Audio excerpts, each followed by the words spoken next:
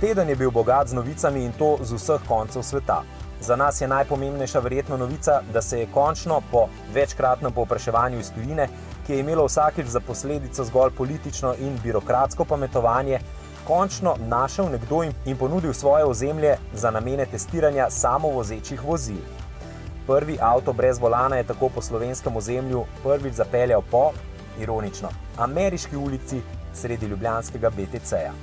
Seveda BTC-ju oziroma hčerinskemu podjetju Avil testiranje samovozečih vozil ne bo predstavljalo tako imenovanega core biznisa, a prevozi po trgovskem centru s šatli brez voznikov odpirajo številne možnosti za nove mobilnostne prijeme, pa tudi recimo za razne poslovne analize. Globalno je sicer teden zaznamoval avtosalon v Pekingu. Zelo malo tamkajšnjih premier bo pripeljalo tudi na slovenske ceste, eden teh je bodoči električni BMW X3. Mnogo pa je tistih, ki so namenjeni zgolj Kitajcem, četudi so zasnovani v Evropi ali kje drugje. Recimo mali Škodin SUV Kamix ali Volkswagenova Lavida ali pa limuzinski Nissan Leaf z imenom Sylphy. Tu so številne za male Kitajce podaljšane verzije znanih avtov, recimo Audi Q5L in Mercedesov razred C. In ja, na Kitajskem je luksus doma. Nemci so zato pokazali koncept Maybacha, ki je, pozor, limuzinski SUV. Malce manj prestižen je Volvo Ambient zgolj 3 sedeži. In ja, tudi tehnične novotarije so pokazali kitajski start-upi. Eden od njih oživlja nemško delavnico Gumpert, a namesto Audijevega motorja športni kupé Natalia za pogon uporablja elektriko, pridobljeno iz metanola. Preselimo se v Nemčijo, kjer izganjanje dizlov še vedno močno deli družbo. Bosch, eden od sodelujočih v aferi Dieselgate zdaj, ko so politične debate na vrhuncu, predstavlja napravo, ki lahko dizelskim motorjem za kar 90% zniža dušikove okside. Deluje z inovativnim nadzorom recirkulacije izpušnih plinov in z optimiziranimi turbopolnilniki. A dvom vzbuja trditev, da sistem ne bo podražil avtov. A glede na to, kot so strojniki v naši oddaji že večkrat pojasnili, ni tako velik problem v modernih dizelskih motorjih. V stare umazane dizle pa Bosch novega čistilca verjetno ne more vgrajevati.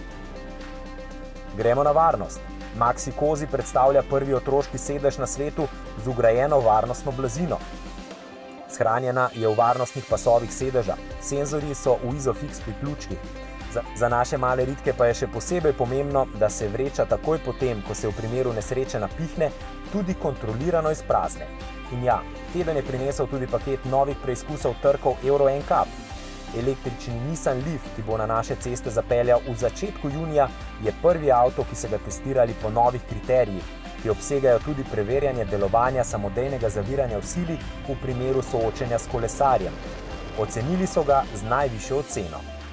Imamo tudi mobilnostne novice. Da bi očistili zrak, so v Walesu uvedli omejitev hitrosti na 80 km/h na 5 glavnih najbolj prometnih odsekih. Vse povsod po otoku pa bodo verjetno prepovedali parkiranje s kolesoma na pločniku. Obe vesti naj si zapomni ekipa, ki bo v naši akciji Share Dunlop Spirit osvojila 7.000 evrov in avto za road trip do Škotske. In da ne boste rekli, da vas nismo opozorili, zbiranje prijav gre počasi h koncu. Nadaljuje se tudi prepir med šefom PSA in Oplovimi delavci. Medtem ko so v Vauxhallu pristali na PSA-jevo ponudbo, da se v zameno za znižanje plač PSA obveže v dolgoročnost pogodbe, dragi nemški delavci pa še vedno vztrajajo pri svojih zahtevah. Sklop novic pa zaključujemo z obljubami. Porsche in Volvo, oba sta ta teden izjavila isto. V letu 2025 bodo polovico njune prodaje predstavljali elektrificirani avtomobili. A nismo to že enkrat slišali?